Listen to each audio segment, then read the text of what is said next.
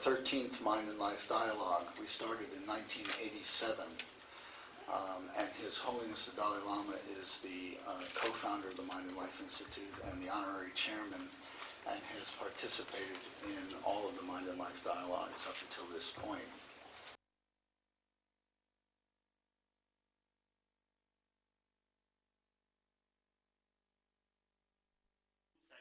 It's a pleasure to welcome you all here this morning. I would just like to say how excited I am about the mission of the Mind and Life Institute at this unique historical moment.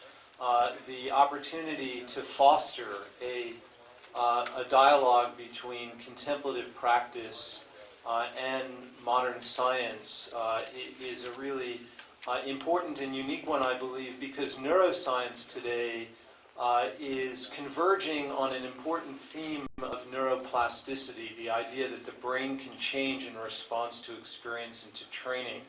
And contemplative practice offers practical methods for training the mind and offers the possibility that characteristics like compassion and happiness are not fixed traits in people, but rather they can be thought of as skills that can be trained.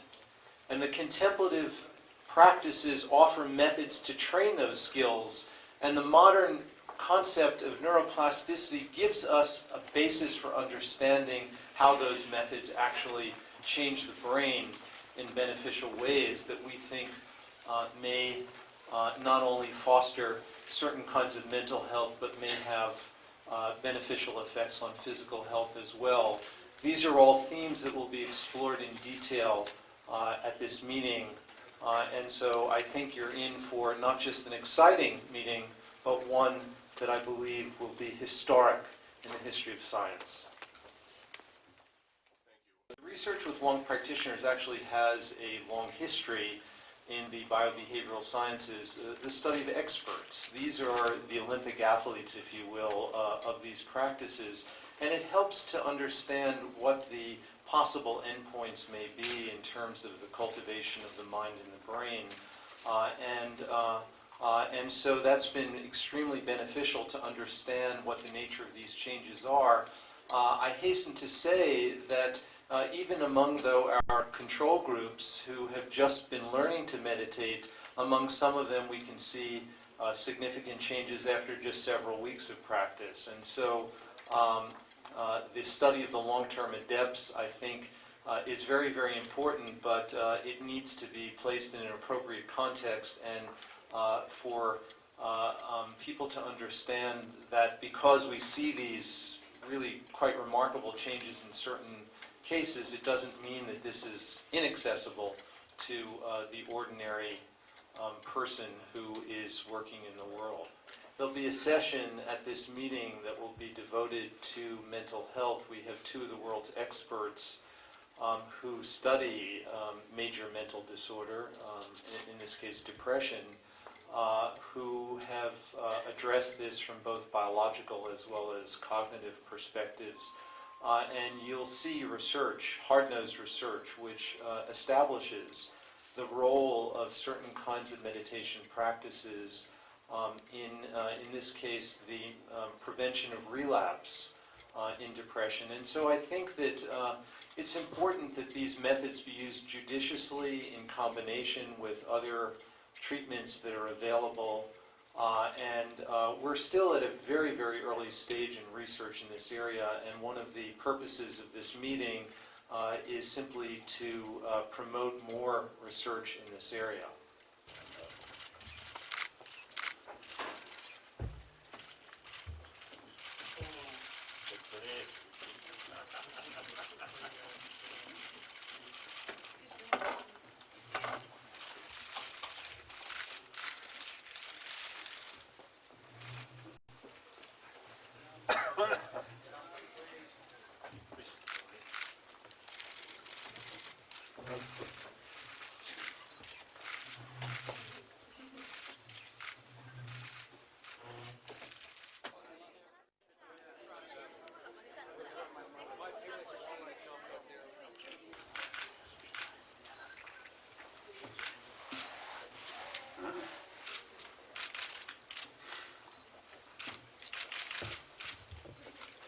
I think you already know the background of the dialogue with scientists. Now I think more than 2 decades. Initial stage, my personal curiosity and very, very keen to learn from scientific finding. Now it becomes something organized because say among Tibetan, now we already introduce science study to selected monk students in India, in monastic institutions. So now this program are not just one person, one individual curiosity, but more than organization. In a more systematic manner. So I often is telling, now this program now will go to the 2nd century as a sort of organizer. As a systematic approach. Because now up to now, we learned Buddhist students should have better knowledge about scientific sort of finding.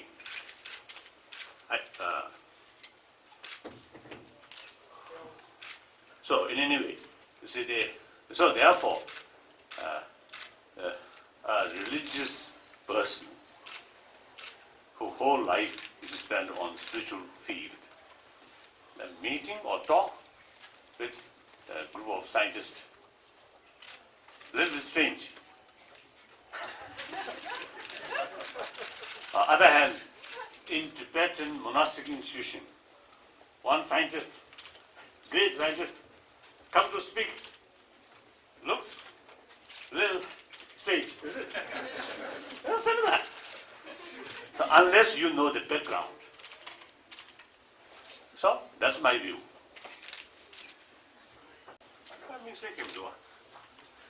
No particular. Of course, that discussion was changed in Of course, in the process of the discussion, which is the dialogue itself, then new ideas and new understandings might emerge. Yeah, these issues. Any rangding the Dungi Gombe, Toa Yombe Kuduri, any Vidazu, Numju Tense Levadida, Ninji Gombe Kuduri, that's simply a dot. Yimidori on the Agi.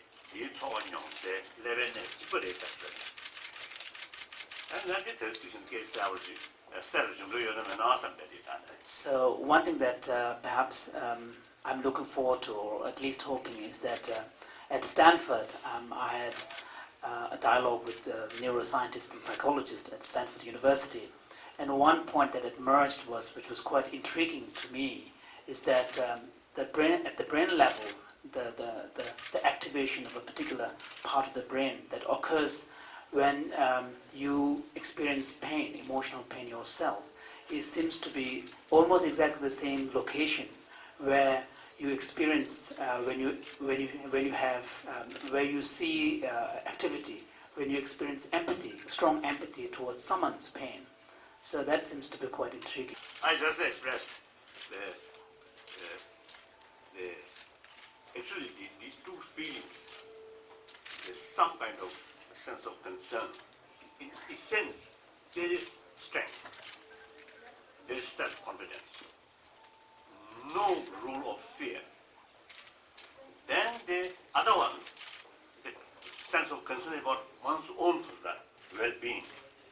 Now there is sense of fear, insecurity. So some kind of a sense of volunteer members one another. So when you experience emotional pain yourself, there is an element of involuntariness. Yeah. So these big differences, but same area of the brain. So then I express our brain seems foolish. cannot distinguish it, you see. These two emotions, big differences. One very strong, very positive, one negative, but brain cannot distinguish that.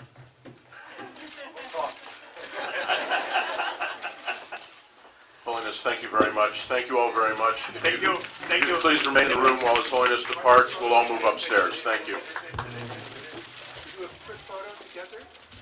Everybody together photo. Right here, please.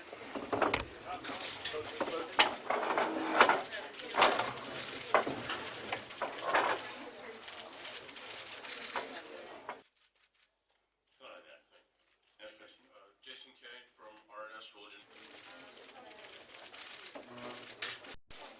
Thank you. Thank you all. Thank you. Thank you. Thank you. Thank you.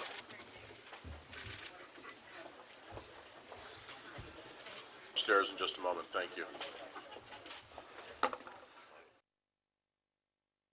Self-care and personal growth. We are grateful to the Mind and Life Institute for providing this opportunity. It is my great privilege to introduce this morning the Institute's honorary chairman and continuing inspiration, His Holiness, the Dalai Lama. One can hardly imagine a more extraordinary life than that of the gentleman we are about to meet.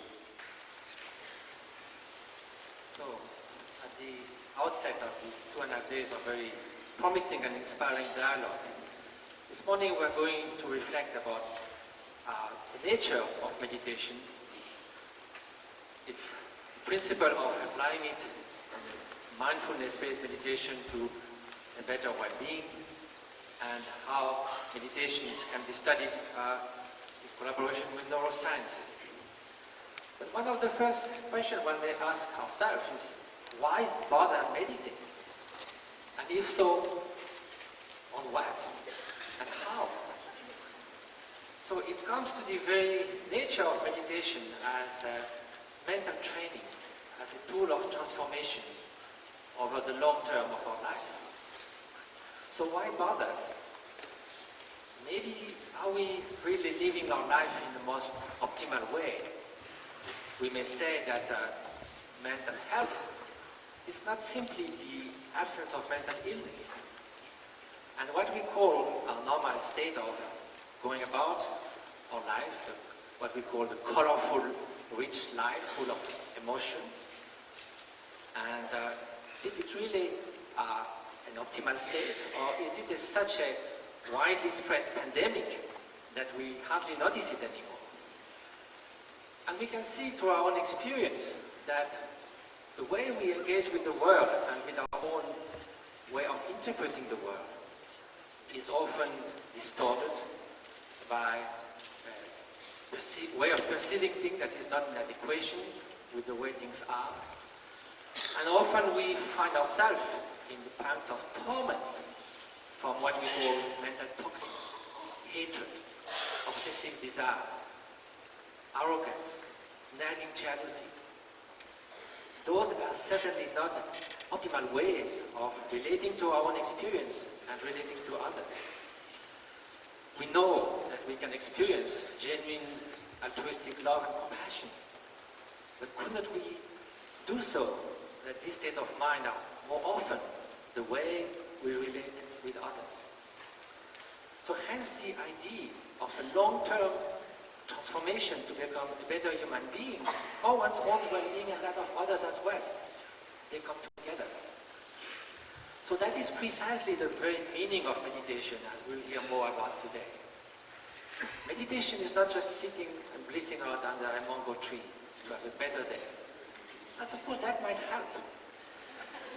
But truly, it means, if we look at the eastern roots of the word, it means cultivating new qualities, new way of being. It also means familiarization with a new way of seeing the world, not grasping to permanence, for instance, seeing more the dynamic flow of interdependence.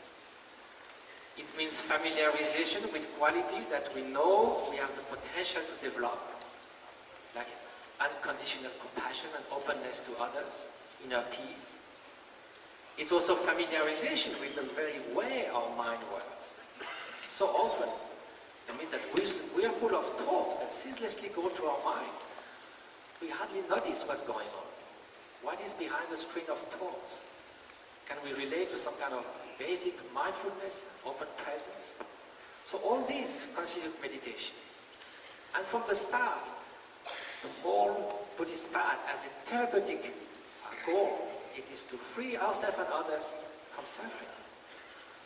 So we can see that obviously this is something that is not just like a hobby or something that is nice to add to our life.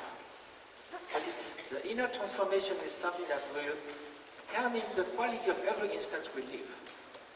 So then we may ask, why there is such a need to collaborate with science? What both sides can expect, what humanity can expect from that. So first of all, for those who have been engaged over part of their life in this process of mental transformation, the benefits are obvious, hopefully, if our practice goes in the right way. And there's a wish to share something that is dear to oneself and that we know has brought so much in our life that it could bring something to others' life. And in terms of the collaboration with science, there's also the thirst for knowledge, to know things how they are. We know there are specific states of meditation, but what is the signature in the brain? What is the relation of different states of meditation with other known states of mind, cognitive states, emotional states that take place in the mind and in the brain, which have been studied? Especially, what could be the effect of long-term mind training? Because of course we know, as Richie will explain us this morning, that for instance, learning a musical instrument can change your brain. That is great. It's wonderful to play the piano. It's not an ultimate drama if you don't.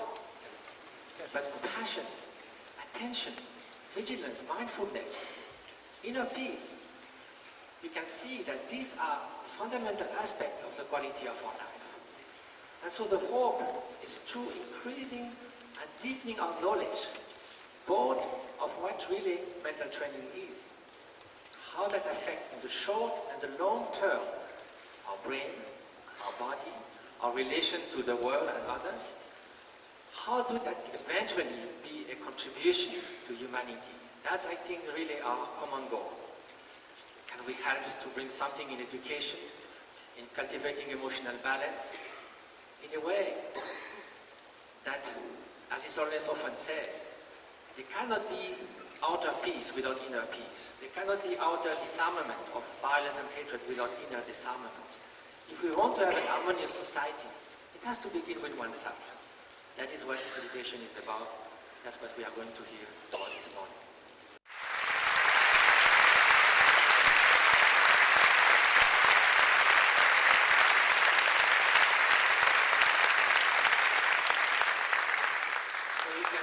Clearly, our meditation can be really integration, being more in open presence of awareness. So how do those reflect into lasting change in the brain? What can we study about that? So that is what Rich is going to explain to us. Your Holiness, it's wonderful to be back with you, and we're so grateful for the time you spend with us, and most importantly, the inspiration to do this work. We can get the slides on, there are three big points that I will focus on today. The first is that people differ in how happy they are, what we call their trait levels of happiness, and other virtuous characteristics such as compassion. The second point is that emotion regulation, our humans' capacity to regulate their emotions, play a key role in modulating differences among people in how happy they are, in how resilient they are, and how compassionate.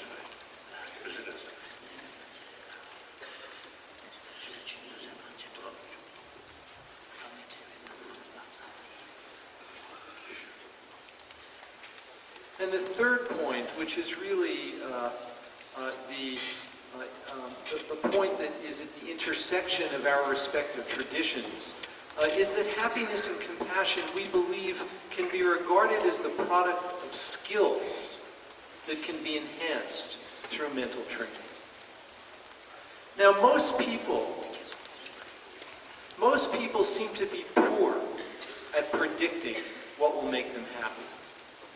And scientists have found that there appear to be differences among people in what has been called a happiness set point.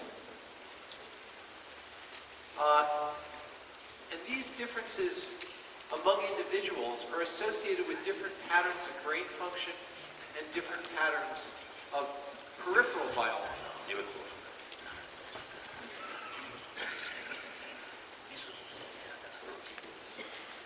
Humans are endowed with the capacity to voluntarily regulate their emotion, and there's evidence to suggest that this is something that can be learned.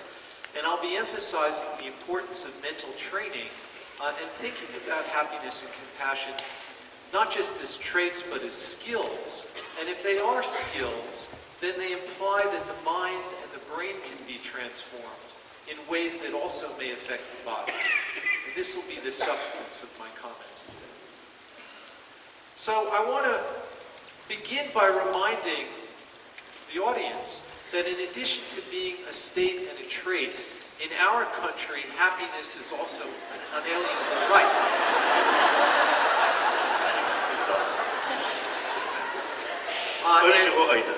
Not only in America.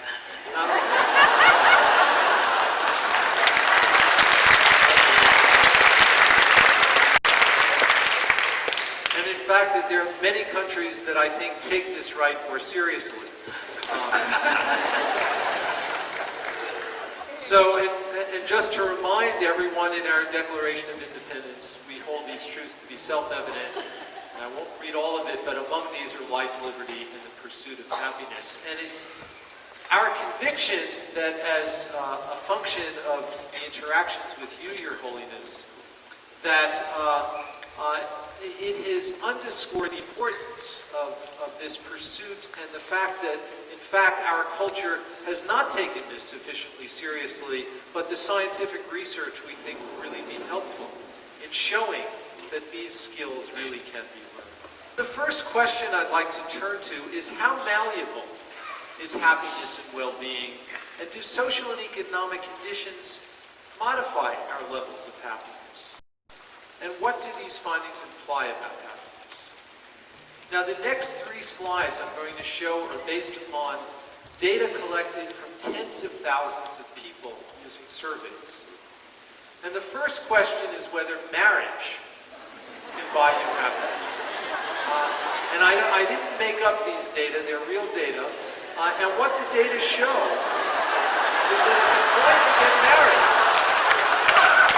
you show an elevation in your happiness, but remarkably, just after a few years, you go back down to baseline, and actually 5 years later, you're even lower than when you began.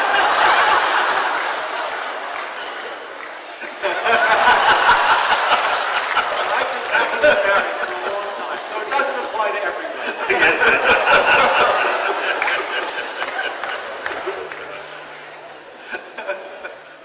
So the next question, does widowhood produce unhappiness? And again, these are real data.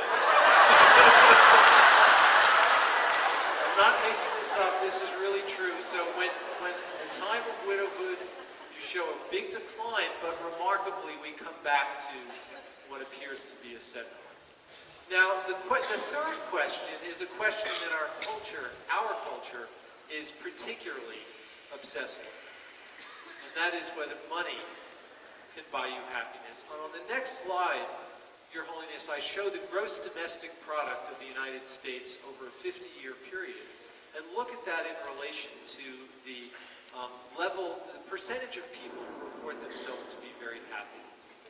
And so the light line, it's a little hard to see, shows the gross domestic product. And it rises, showing very strong economy. But if you look at the percentage of people who report themselves to be very happy, flat. Absolutely. In fact, it goes slightly down. And it doesn't matter what indicator you use, all the indicators show the same thing. So,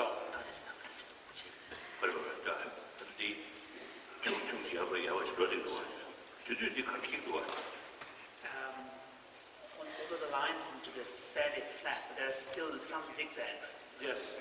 Is there any corresponding It's ups and downs? Good question. It doesn't appear to be from the evidence we use. So, what does this imply? Can happiness be enhanced, or are we all stuck at these set points? And what are the underlying brain mechanisms, and how might these influence the body?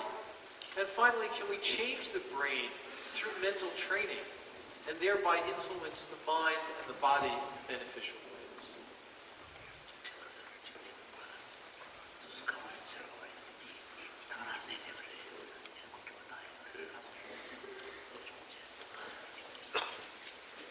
So the notion that most scientists accept is that emotion is governed by a distributed neural circuitry, different parts of the brain working together that include cortical, the top portion of the brain, and subcortical, just below the cortex, components.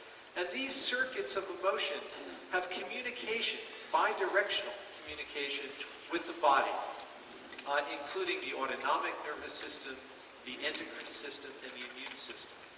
And the next slide just shows a little cartoon of the connections from the brain to different parts of the body, to the immune system and the autonomic nervous system and the endocrine system. And it just shows endocrine system has to do with hormones that are circulating through the body. And this indicates that when we change the brain, we inevitably will be influencing the body, and correspondingly, when the body changes, it will in turn influence the brain. And Your Holiness, when we were last in Dharamsala, we had a meeting on neuroplasticity, and there we talked about the idea of neuroplasticity and how the brain can change in response to experience and training. And there is good evidence to show that musical training, as Matthieu mentioned, can very substantially influence the brain. Learning new motor skills like riding a bicycle can influence the brain. Michael Meany, in his presentation in Dharamsala, showed us that how a mother behaves toward its offspring will dramatically affect the brain of those offspring. We also know that neurogenesis, which is what Rusty Gage spoke to us about, neurogenesis is the growth of new neurons in the brain, and we know that stress can impair neurogenesis, and exercise can actually promote neurogenesis. And finally, some new evidence from our lab suggests that training in emotion regulation may also influence the functional activity of the brain.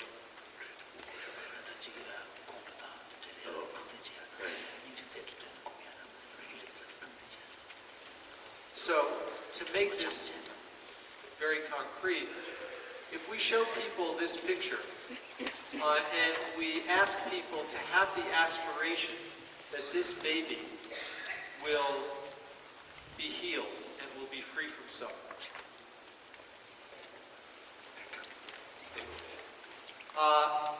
what does that do to the brain to have that kind of aspiration? And it turns out when people adopt that kind of attitude, it changes their brain. And so there's a part of the brain called the amygdala, and that's shown in blue. And that part of the brain is modulated when people wish this baby to be free from suffering, transform the emotion to make it more positive and express compassion. And so there's now good evidence to suggest that the brain changes in response to this kind of training. People differ in how skilled they are at voluntarily regulating their emotions. And when people are better able to regulate their negative emotions, they show less activation in this part of the brain, the amygdala, and it's also associated with more activation in a part of the brain in the prefrontal cortex up here. And what we found is that there is a connection between how good people are at regulating their negative emotions and their endocrine system.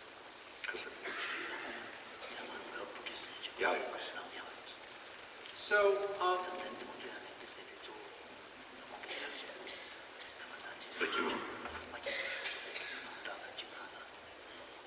this is a curve which shows this is a normal, what we call diurnal, which means across the day, change in a hormone called cortisol, which is very important for stress.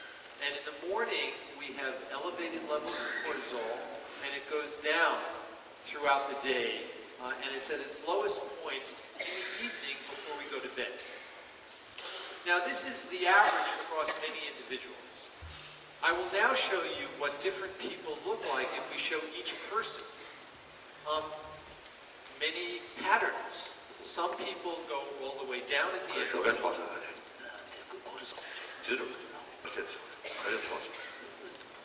Why is the reason why there's generally it's higher in the morning and then it goes down in the evening? That's an excellent question, and it has to do with regulating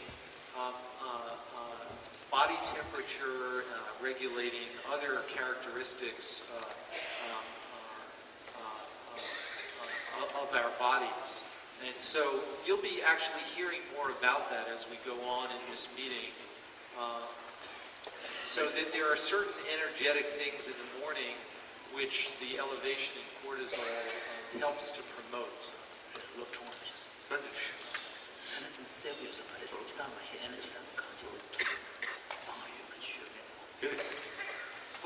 it's a problem, it turns out, if we don't reduce the cortisol in the evening.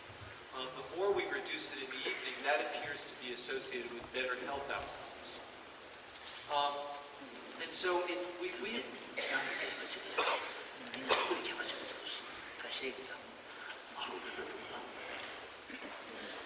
So we've found that people who are good at regulating their emotion and good specifically at being able to transform negative emotion have a better profile of cortisol. They show a steeper decline at the end of the day. It's particularly people who show activation in this area of the prefrontal cortex when they're regulating their negative emotions. Those are the people who show lower levels of cortisol at the end of the day.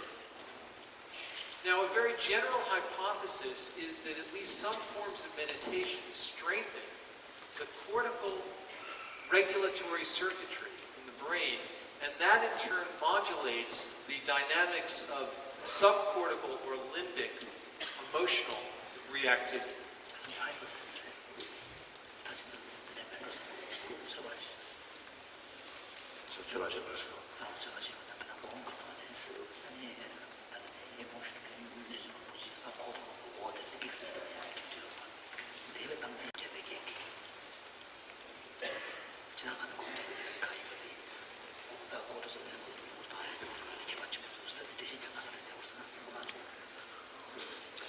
In our work with long-term Buddhist meditation practitioners, we found that meditation is associated with marked increases in electrophysiological signs of activation, specifically in the gamma frequencies. These are high frequencies in the brain electrical recordings. And particularly in the prefrontal cortex, which we see is important for certain aspects of regulating emotion.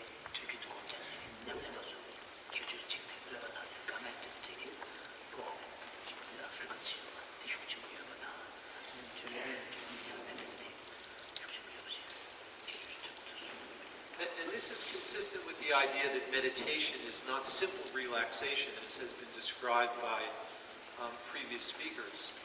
We also see that there's an increased synchrony between the prefrontal cortex and other regions of the brain.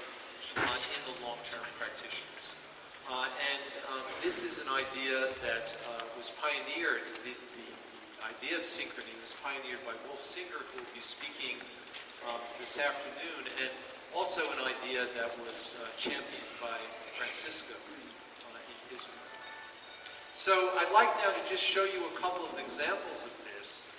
This is actually the brain recording of a long-term practitioner, and where the brain rhythms get very dense is where the period of meditation begins. And it's something that's actually visible in the raw record, which is very unusual. And what we see in the graphs below is that there is also an increase in synchrony between the prefrontal cortex and other regions of the brain during meditation. And in this case, this was meditation, a compassion meditation, non-referential compassion. This figure shows that the increase in this gamma frequency, the top graphs, are much greater in the long-term practitioners than they are in control subjects who just learned to meditate and have been meditating for just a short period of time. So on the right are the long-term practitioners, and there you can see many of them are showing very large increases in activation in this region, and none of the controls are showing such increases. The controls are doing the same practice, and they learned it and were practicing. They were practicing for 1 week before we tested. Now, we also see a very striking association between the reports of clarity or luminosity that practitioners make during the compassion meditation and the magnitude of the gamma signal. And this is some very new data that we've just analyzed. And so here is when meditation begins at the left point. And the blue line is the change in the brain rhythm. And the red line is the change in the practitioner's report of the clarity of his practice. And every time there's a change...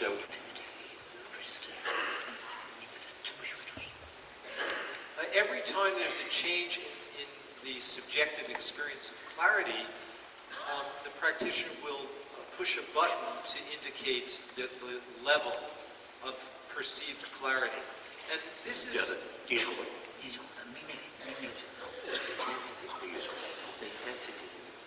Intensity.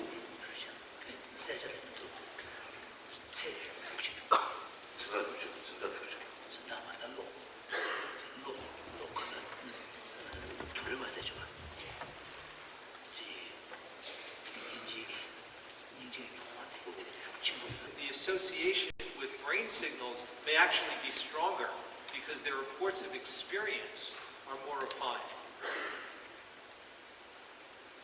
Now, this figure indicates that these associations between reports of clarity and this signal in the brain are specific to the prefrontal cortex. So that's they're concentrated in that area of the brain. We also find that meditation is associated with a marked alteration in cortisol patterns. Long-term practitioners show reduced cortisol, which is a hormone associated with stress, throughout the day, although it's important to say that these are still very preliminary data and many factors might account for this. Diet, sleep patterns, and we don't know at this point in time. And these are actually data that Matthieu collected for practitioners on retreat. And so this is the findings. The red bars are age-matched controls. The blue bars are the long-term practitioners. And at every point in the day, they show lower levels of this stress hormone, cortisol. Now, in the work that we've been doing in the laboratory, we've taken a very simple approach where we have practitioners meditate for short periods of time, and we alternate those periods of meditation with a neutral state so that we can contrast the changes in the brain during meditation with the neutral state.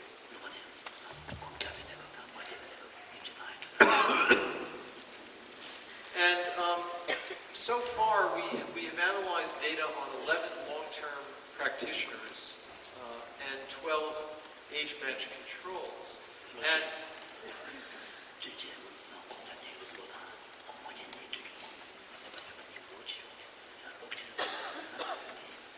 And all of the controls were taught to meditate. These were individuals who were interested in meditating, and they were taught to meditate. Same practices done by the long-term practitioners. This is all with compassion practice. And this is how Matthieu described what the participants were actually doing. He said, what we have tried to do for the sake of the experiment is to generate a state in which love and compassion permeate the whole mind with no other consideration, reasoning, or discursive thoughts. So this is what practitioners as well as the novices do.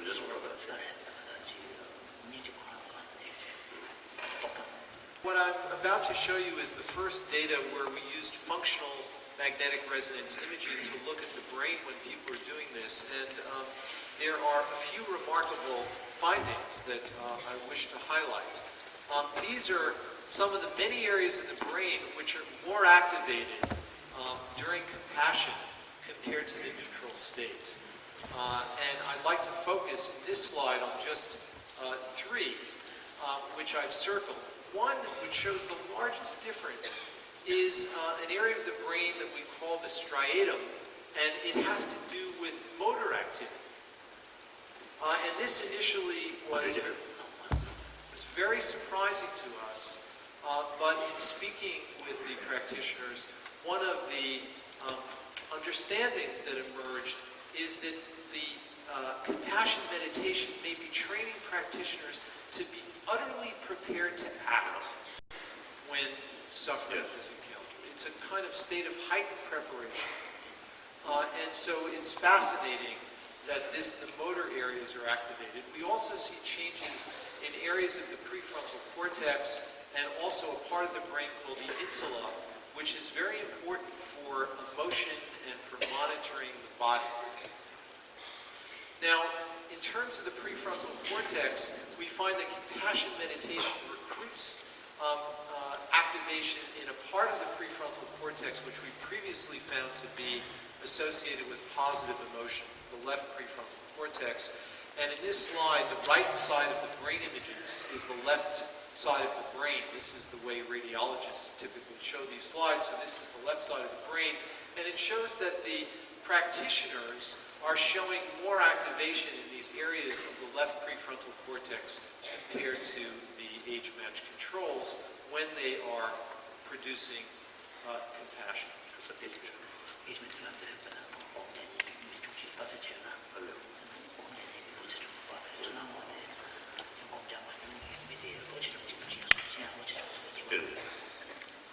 Now we also find that compassion meditation changes the brain's response to the presentation of distressing sounds. And I'd like to, this is working,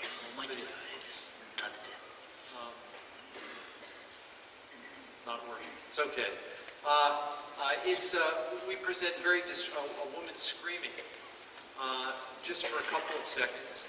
And what remarkably we find is there is a decrease in the practitioners in an area of the brain that's specifically associated with the self. And this is an area of the brain that gets activated when people think about themselves. So if you give a person an adjective and you ask them, does this adjective describe yourself? When you do something like that, that area of the brain becomes very active. It's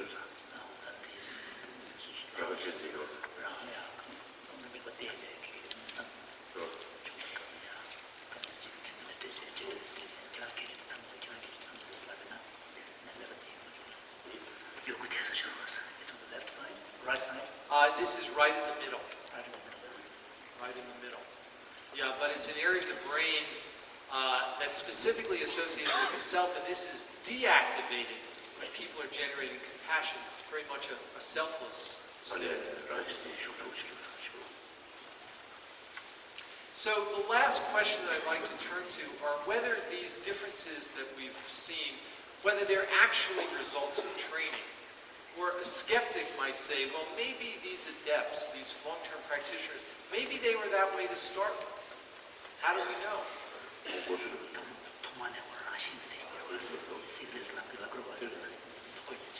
science, we always have to entertain the skeptics. So one finding is that there is a relation with the length of practice. So the longer the practitioners practice, the stronger many of these effects are. The second is with Jon Kabat Zinn, we did a randomized controlled trial where we randomized people to either receive a meditation intervention, the one that John talked about, or they were part of a control group where they waited for 2 months and then they were given meditation. And we tested them. And so the question is whether beneficial effects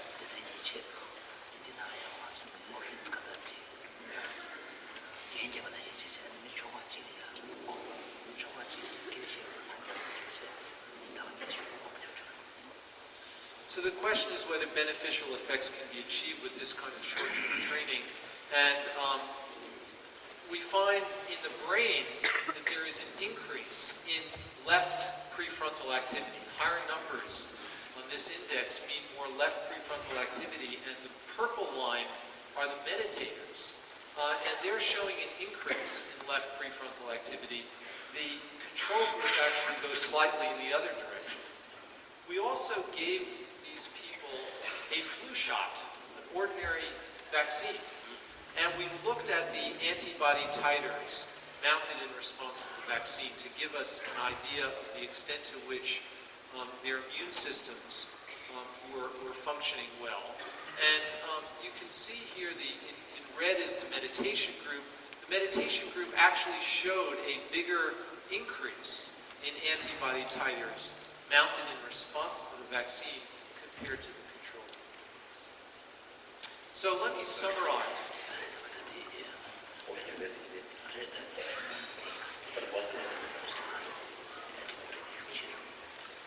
So to summarize and conclude, external factors have only limited effects on our level of happiness.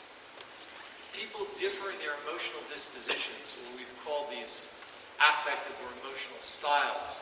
And though these are relatively stable, we believe they can be changed.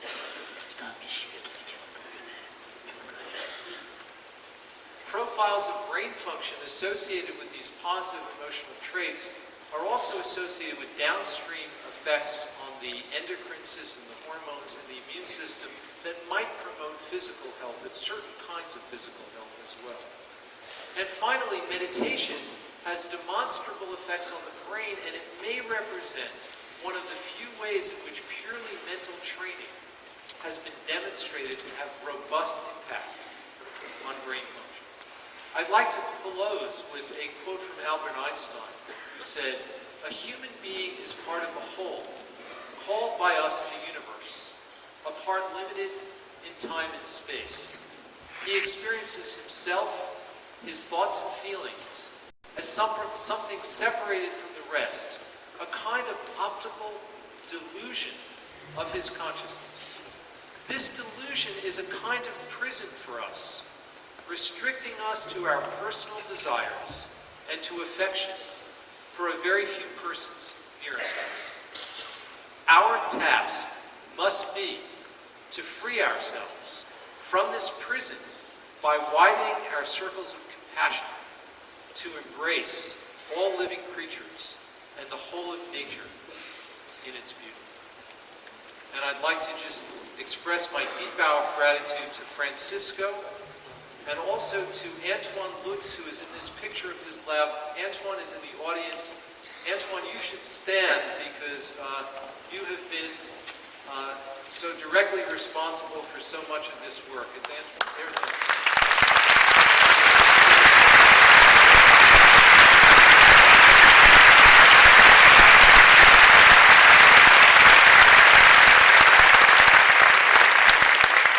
The rest of the lab. Thank you very much.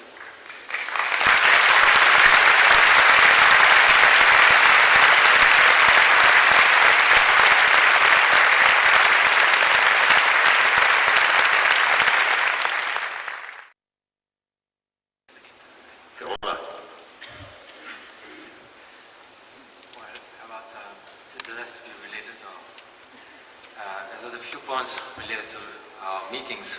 There were two kind of topics which I thought were preeminent. It's going from mental disease to normal state and then possibly to an optimal way of being. And there was also quite a few topics raised about anxiety, fear, depression, sense of insecurity. And so, of course, Alan spoke about eudaimonia, eudaimonic well-being as opposed to hedonic pleasure. But we also came in former meetings between Alan, Richie, and other friends on the kind of trying to be more explicit about the definition of wellness and well-being, which seems to have been central to the idea of going to a normal to a more optimal way of being. And so we came with the idea of sukha, which is usually sometimes translated by happiness, which is a very vague word, as being a very healthy, extraordinarily or optimally healthy state of mind or way of being that suffuses all emotional states and which can perdure through all the ups and downs or whatever may come one's way in life. So in a way, if you would compare pleasure and pain or the difficulties or happiness or adverse or positive circumstances in life, maybe like the different state of the surface of the ocean as being storms from time to time, or a very beautiful mirror-like piece on the surface of the ocean, to the depth of a way of being that can remain throughout all these different states. And hence the sense of cultivating and also the sense of wisdom in understanding the qualities of that state, distinguishing it from pleasure, which we did in few occasions, but just to summarize that, we could say that pleasure is a sensation that depends upon object, time, circumstances, that changes into a neutral state and sometimes into disgust. That is an element of tiredness in it. If you listen to the most beautiful music for 24 hours, it becomes exhausting. And then, so it changes of nature. It's not something that the more you experience it, the more it grows deeper and more fulfilling, but rather you get exhausted. Now, if it's a way of being that is cultivated, that is associated with a cluster of qualities such as inner strength, inner freedom, compassion, altruistic love, and so forth, then it's rather the opposite. It's a way of being, therefore, that is less vulnerable to the outer circumstances, although the outer conditions influence it, yet it is something the more you experience it and understand what leads to the flourishing of that inner well-being, and it will become clear, deeper, more stable. So that is a more optimal in the sense that that can become not a second, but again, your real nature. And that leads also to the sense of fear and insecurity, is because if you only depend upon the ups and downs, it's like the wave breaking at the shore. Sometimes you are elated, surfing on the top of the wave. Sometimes you crash on the rocks and you are depressed. So you need that precisely for not feeling this feeling of insecurity. And then to tie that to the notion of self-importance, exacerbated self-importance or self-concern, of bringing everything back to your own concern, is actually one of the main sources of insecurity, because being always concerned about yourself, you are a target constantly of everything that all the arrows, it's not two, it's 1,000 arrows, the arrows of jealousy, resentment, hatred, is going to shoot all the time on that feeling of self-importance that is so limited. Hence the feeling of insecurity. That's why genuine inner confidence comes from somehow breaking that limited bubble of self-centeredness. There is no more such target. Therefore, this is genuine self-confidence. It doesn't have to do with the triumphant ego, but rather with something being attuned to reality, understanding interdependence, then less insecurity. Now, in terms of deep anguish or anxiety, there also might be an element of failing to recognize or appreciate or be able to do so the potential for change that comes, for instance, with a more altruistic sense of connectedness with others, a deep compassion that makes you ready to act for the benefit of others. So identifying that potential within ourselves is a great sense of direction and hope, and then an antidote to hopelessness. And hopelessness, of course, when you feel to be dropping in the bottomless pit of depression, you need that ledge, which Ellen mentioned, from which you can progress further. But the ledge is the identification of this potential for change. And according to Buddhist tradition, we all have that, not as a dogmatic statement, but because this is really the deepest nature of our mind.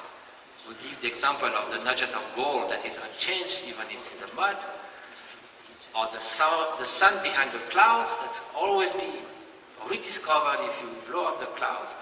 So that sense that there is a possibility to actualize that flourishing of well-being. So it connects the notion of well-being, excessive self-importance connected with the self, anxiety, and anguish in maybe a broader picture that is at the heart, I think, of the Buddhist path. And getting back to Will's question about how do you know, how does the mind know, how does the brain know when it's there?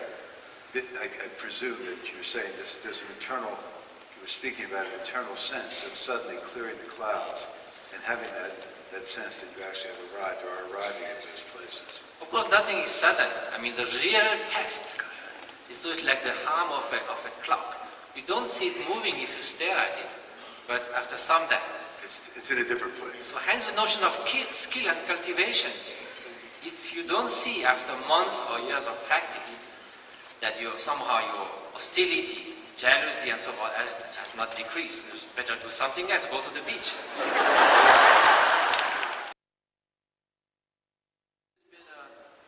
Very wonderful meeting, and I'd like to again express our gratitude for you spending so much time with us. There is a theme which I mentioned at the very outset of the meeting, which I think has been preserved through much of the meeting that I'd like to come back to. And that is that I think that there's a remarkable convergence between a key insight that has emerged in modern neuroscience and a key insight from the contemplative traditions.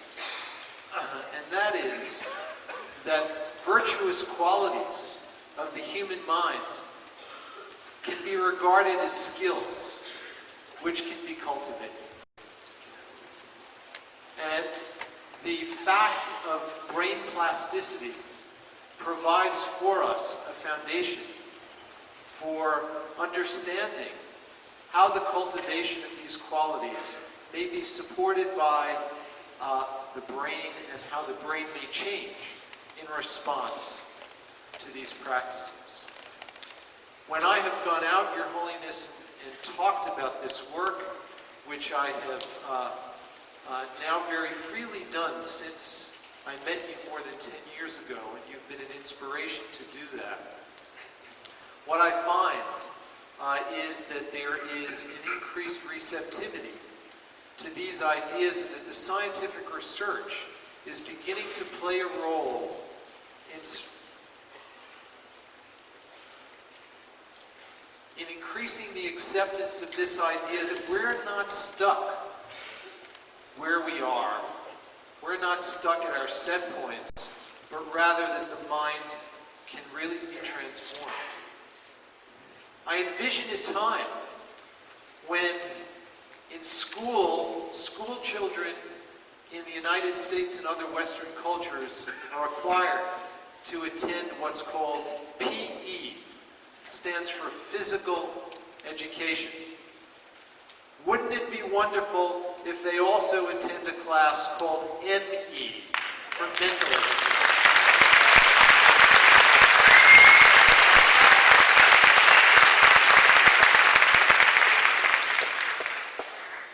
I believe that your participation and your involvement with us is so inspiring to help us spread this important message. And I think that the scientific work that we're doing is providing one small piece of that larger message.